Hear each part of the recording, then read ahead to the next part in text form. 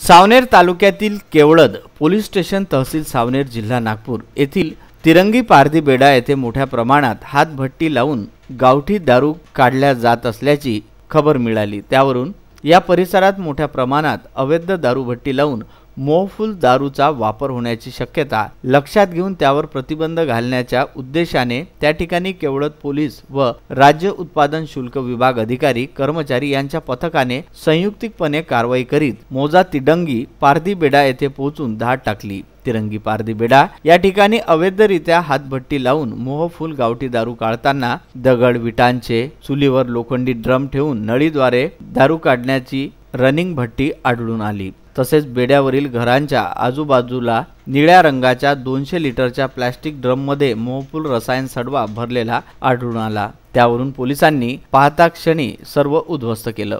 Police station Kelwad यांच्यानुसार दारूबंदी कायदा अन्वये गुन्हा दाखल करण्यात आला आहे। काल दिनांक 7 एप्रिल 2020 रोजी मला अशी गोपनीय सूत्राकडून माहिती मिळाली की मध्य प्रदेशकडून मोठ्या प्रमाणात जे प्रतिबंधित महाराष्ट्र प्रतिबंधित आहे असं ते सुगंधित तंबाखू पान मसाला यांची वाहतूक होणार आहे असे खबरीच्या माहितीवरून आम्ही एक प्लॅन तयार केला। त्यानुसार आम्ही पोलीस स्टाफ घेऊन सावडी गाव आहे, सावडी गावाकडून एमपीकडून येणारा एक कच्चा रस्ता आहे, त्या ठिकाणी आम्ही ट्रॅप बसवला, नाकाबंदी बसवली आणि त्या ठिकाणी बसून त्या येणारा एमपीकडून येणारे वाहनं आहेत त्यांची चेकिंग करत असताना असे 5 मोटरसायकली आणि एक तवेरा गाडी सापडली की ज्या याच्यात लोक सुगंधित तंबाखू पान मसाला सुपारी असे वस्तू वाहतूक करताना मिळून आले। तर हे जे की आपल्या महाराष्ट्रात प्रतिबंधित आहे त्याच्यावर आपण कायदेशीर कारवाई केलेली आहे।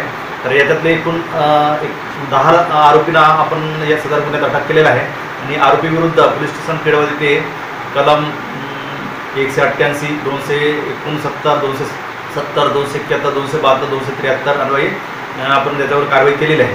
हा जो महाराष्ट्र आणि मध्य प्रदेश सीमा आहे या ठिकाणी असेच आपण सील बंद केलेला आहे। विदर्भ न्यूज करिता नागपूर येथून पियुष झुंझुवाडिया।